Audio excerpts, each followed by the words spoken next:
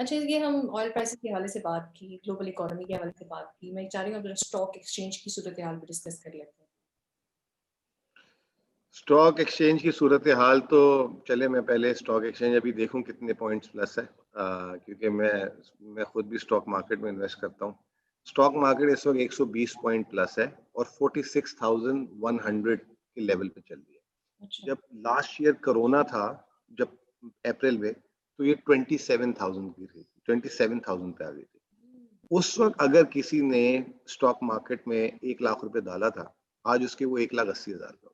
वाह। इससे अंदाजा लगा लें कि लोगों ने कितने नोट छापे वहां से। ठीक है। और लेकिन अनफॉर्चुनेटली यानी वो टाइम 2 पीरियड लाख लोगों के लोग, लिए लकी भी साबित हो गए। हाँ, लेकिन अनफॉर्चुनेटली 2 लाख लोग जो हैं स्टॉक मार्केट में बराह रास्त इन्वेस्टमेंट करते हैं 22 करोड़ की आबादी में। और लोग स्टॉक मार्केट से बहुत डरते हैं क्योंकि ये इतनी उतार चढ़ाव होता है इसमें। वो बेचारे जो जमा करके लाते हैं वो सब उधर ही हार जाते हैं इनफॉर्म लोगों के सामने।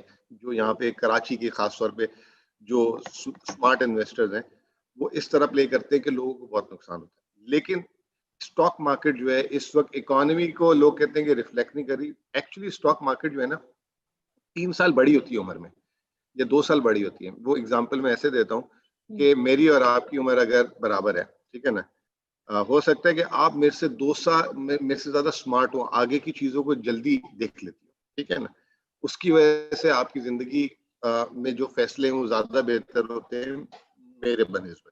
स्टॉक मार्केट आज के दिन की बात नहीं करती। अगर स्टॉक मार्केट बढ़ रही है ना, तो वो आने वाले दिनों को फोकस कर रही होती है कि 1 साल बाद क्या होगा, 6 महीने बाद क्या होगा, 2 साल बाद क्या होगा। लोग कहते हैं, अक्सर लोग मुझे पकड़ लेते हैं, आप लोग स्टॉक ब्रोकर झूठ बोलते हैं, हमें खाने के लाले हैं, हमारे कारोबार को नुकसान हो रहा है, ये हो रहा है, वो हो रहा है।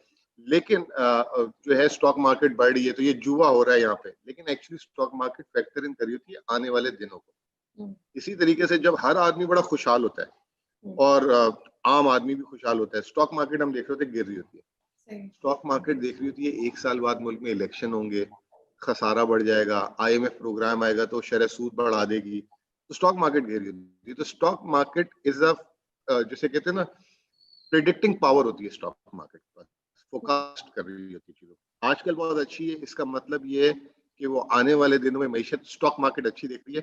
और मैं खुद भी देख रहा हूँ, मैंने आपको लास्ट टाइम बताया था और उसके एक आध दिन बाद हो भी गया। मैं कह रहा था 4 से 5% इस साल ग्रोथ आएगी, ठीक है। और अब मूडीज ने भी फोकस कर दी है, लेकिन वो 2022 की कह रही है। मेरे ख्याल से 2022 में 21 में आएगी और 22 में 6 से 7% आएगी। ये मैं आपके इसमें प्रोग्राम में ब्रेकिंग न्यूज दे रहा ये हूँ, तो आपने प्रेडिक्शन गवर्नमेंट को भी नहीं पता। होता क्या है। अब मैं ये जानना चाह रही हूँ आपसे कि पाकिस्तान की बात करें तो अभी हमारी प्रेफरेंस क्या होनी चाहिए और क्या है।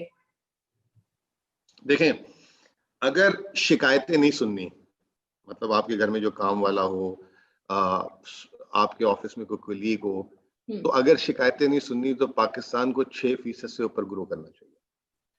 6% से ऊपर, क्योंकि देखिए हमारी आबादी लगभग 1.5-2% बढ़ती है। अगर हम 2% से ग्रो करेंगे तो उतनी आबादी बढ़ी है ना, लोग अमीर होंगे इन पर गरीब ज्यादा हो जाएंगे, ठीक है ना। We need to have a number 6% plus for sustain अगले 10, 12, 15 सालों में। अगर हमने तरक्की पजीर से तरक्की याफ्ता मुल्क बनना है, लोगों के रोजगार के मसले हल करने हैं, लोगों की जेबों के मसले हल करने हैं, तो we need to have this number. But होता क्या है कि हमारे 5 साल जो एक हुकूमत के होते हैं, पहले 2 साल कम होते हैं, फिर अगले 2-3 साल सही होते हैं, फिर हम वापस मर जाते हैं। तो उसकी वजह ये होती है कि हमारी सियासी हुकूमतें जो हैं इलेक्शन जीतने के लिए फिर ऐसी हरकतें करती हैं कि जिसकी वजह से मीशत का जो है मीशत बैठ जाती है। अभी इमरान खान की हुकूमत ने एक बेस सेट कर दिया और मैं समझता हूँ लॉन्चिंग पैड पे आ चुके हैं, लॉन्चिंग पैड पे आ गए। लेकिन अगर इनको इलेक्शन की पड़ गई और पुरानी हुकूमतों की तरह गलती कर दी तो हमारा 1-1.5 साल तो अच्छा गुजर जाएगा मुल्क का, फिर हम परेशान हो जाएंगे। तो अभी इनका भी टेस्ट टाइम है, लेकिन सो फार दे आर डूइंग गुड। मतलब आप कह रहे हैं कि government is doing good efforts और होपफुली हमारी जो इकोनॉमी है उनकी जो एफर्ट्स हैं स्टेबलाइजेशन की तरफ वो बेहतर जा रहे हैं। अच्छा, अब जरा लोकल इंडस्ट्री की हम बात कर लें। कंस्ट्रक्शन कंपनी हो, मैन्युफैक्चरिंग कंपनी हो, एक्सपोर्ट हो, और चीज़ें बहुत अच्छी जा रही हैं। एक्सपोर्ट की जो रेशो है उसमें भी इंक्रीज आ रहा है, ये अच्छे इकदाम है नो डाउट। लेकिन आपको नहीं लगता हमारे यहाँ जो स्मॉल एंड मीडियम इंडस्ट्री है उसको लेकर हमें काम करने की मजीद ज़रूरत है? देखें, small and medium industry is the backbone of any country, और खास तौर पे पाकिस्तान जैसा मुल्क जिसके पास कैपिटल कम है, यानी कि हम हैवी मशीनरी नहीं मंगा सकते, हमारे पास वी हैव मोर हैंड्स, ठीक है ना, देन मशीन्स। तो जब आपके if you have more hands then machine, तो you need to utilise your hands, ठीक है ना। और वो how do you utilise your hands, जब आप उनको एम्प्लॉय करेंगे, ठीक है ना। और एम्प्लॉय अगर एक आप लार्ज स्केल मैन्युफैक्चरिंग में जाएंगे जिसके पास हाईटेक मशीनरीज होगी, उसको they need very limited people, वो बटन ऑन करेगा बटन ऑफ करेगा, वहां पे उस तरह के लोग चाहिए थे। तो पाकिस्तान में वी हैव अ जनरेशन, और यंग जनरेशन है, और दे नीड एन एम्प्लॉयमेंट। उसके लिए आपको जो है स्मॉल स्केल इंडस्ट्रीज को डेवलप करना पड़ेगा। स्मॉल स्केल इंडस्ट्री को जब आप डेवलप करेंगे तो रोजगार भी मिलेगा, और आपको जो है आप अपने हाथों को जब इस्तेमाल कर रहे होंगे तो आपका जो है प्रोडक्टिविटी जो है, जो आप मशीन्स बाहर से या महंगी चीजें मंगा रहे थे और आपके पास पैसे नहीं है, तो उसको वो ऑफसेट करेगा। छोटी सी एग्जांपल देता हूँ आपको, पाकिस्तान की मजमूई एक्सपोर्ट्स हैं 25 अरब डॉलर। इस साल पाकिस्तान की रेमिटेंसेस 26 अरब डॉलर आएंगी। रेमिटेंसेस एक्सपोर्ट से ज्यादा है। क्यों? पाकिस्तान के 60-70 लाख लोग मुल्क से बाहर काम करें, यानी कि हमने अपने हाथ जो है 60 लाख लोगों को हमने मुल्क से बाहर भेजा हुआ, वो काम कर रहे हैं और वो हमें तरसीलात ला के दे रहे हैं, पैसे ला के दे रहे हैं। इसी तरीके से अगर हम इन्हीं हाथों को, दिमाग को एम्प्लॉय करेंगे तो हमारी डोमेस्टिक इकोनॉमी स्ट्रांग होगी, एम्प्लॉयमेंट होगी। गवर्नमेंट को यहाँ पे पॉलिसीज है। हमारे ज्यादा एक्सपोर्ट से हमें अपने एक्सपोर्ट रेशियो भी बढ़ाना है रेमिटेंसेस के कंपैरिजन में, आपको लगता है? अच्छा, अब एक्सपोर्ट रेशियो कैसे बढ़ेगा? अब दुनिया में दो चीजें होती हैं, एक है कमोडिटी प्रोड्यूसिंग सेक्टर और एक है सर्विसेज सेक्टर, ठीक है।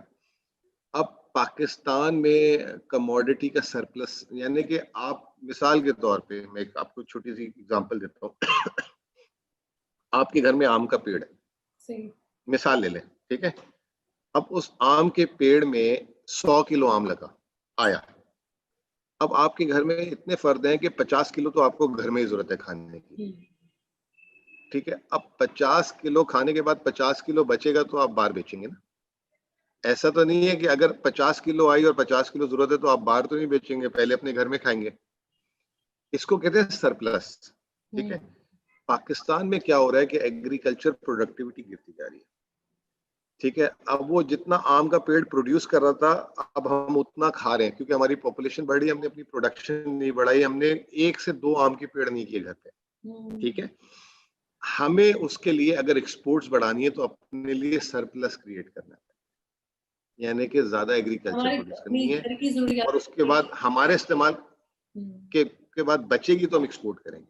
तो agriculture after, not after, before small scale industries, agriculture is very important. उसको हमें रिवाइव करना है। लेकिन क्या हुआ प्रॉब्लम, ये एग्रीकल्चर डिक्लाइन की तरफ क्यों है? जब से 18 अमेंडमेंट हुई है।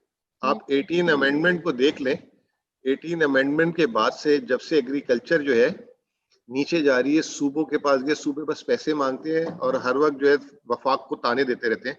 खासतौर पे हमारी सिंध हुकूमत ने तो बहुत ही ज्यादा जिसे कहते हैं नुकसान किया है मुल्क का, और जो है ज़राअत नहीं बढ़ाई। पंजाब भी एक जगह पे खड़ा हो गया। तो हमें अपनी एग्रीकल्चर बेहतर करनी पड़ेगी। सरप्लस बनेगा तो खुद ब खुद हमारी एक्सपोर्ट बढ़ेगी। दूसरी मैंने बात की थी सर्विसेज ये कि जैसे आप जैसे नौजवान लोग, ये वो सारे ये जो हैं जो शहर से हैं, वो अपनी एजुकेशन के थ्रू सर्विसेज बेचें। जैसे IT सर्विसेज है, बहुत बड़ा स्कोप है पाकिस्तान में, 100% से बढ़ रही है हर साल। तो गवर्नमेंट में उसको क्या करने की जरूरत है? IT पार्क्स बनाए हर शहर में, ठीक है ना। टेक्नोलॉजी को सस्ता करें, इंटरनेट को सस्ता करें, ठीक है, और उसको में एक्सेस टू टेक्नोलॉजी दें। आप देखें Pakistan is the smartest nation in the world, they can do wonders for the country. तो हमें जो असेंबली में जो जिम्मेदारी कह लें तो ये भी अच्छा रहेगा। क्या कह रही हैं? स्मार्टनेस को अगर हम जुगाड़ी कौम का नाम भी दे दें तो देखें जुगाड़ इज द, अंग्रेजी में इसको सोल्यूशन कहते हैं ना। तो जो सोल्यूशन निकाले वो कहेंगे ना।